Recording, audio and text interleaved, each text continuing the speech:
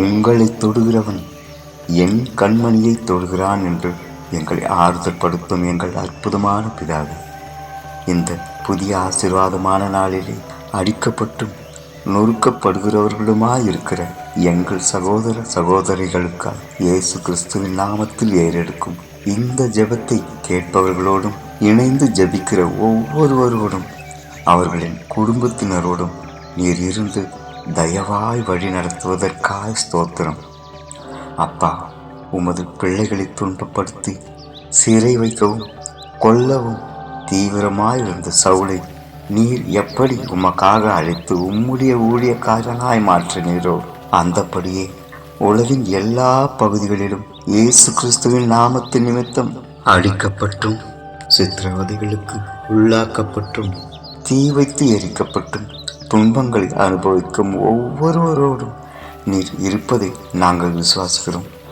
அந்தபடியே துன்பப்படுகிறவர்களுமாயிருக்கும் ஒவ்வொருவருக்காகவும் நாங்கள் ஜெபிக்கிறோம். அதற்காக ஜெபிக்க நாங்கள் ஒவ்வொருவரும் கடமை உள்ளவர்களாயும் இருக்கிறோம். அதிசயங்களை காண பண்ணுகிற எங்கள் பரலோக பிதாவே, அப்படி துன்பப்படுத்துகிறவர்களுக்காக நாங்கள் ஜெபிக்கிறோம். அவர்கள் ஒவ்வொருவரும் உம்மை அறியட்டும். இயேசுவின் நாமத்தில் அற்புதங்களை பெற்றவர்களாய் ஆச்சரிய விதமாக அவர்கள் மனம் திரும்பட்டும்.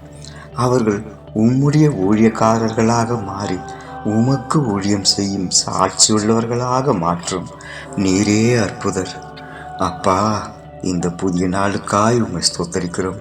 இந்த நாளிலே நாங்கள் பிறருக்காய் பாரத்தோடு ஜெபிக்கிறவர்களாகவும் எங்களை நிந்திப்பவர்களுக்காகவும் துன்பப்படுத்துகிறவர்களுக்காகவும் ஜெபிக்கிறோம்.